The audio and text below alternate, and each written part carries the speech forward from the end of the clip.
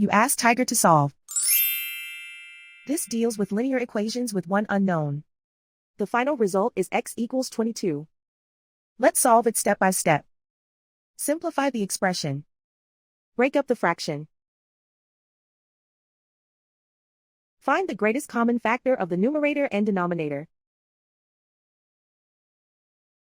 Factor out and cancel the greatest common factor. Swap sides.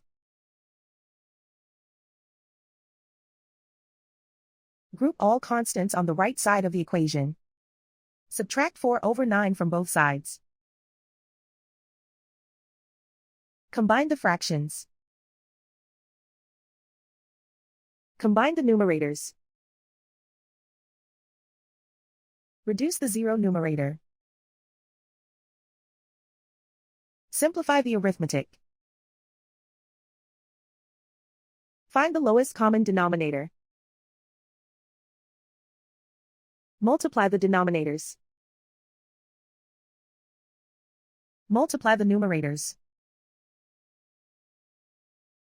Combine the fractions.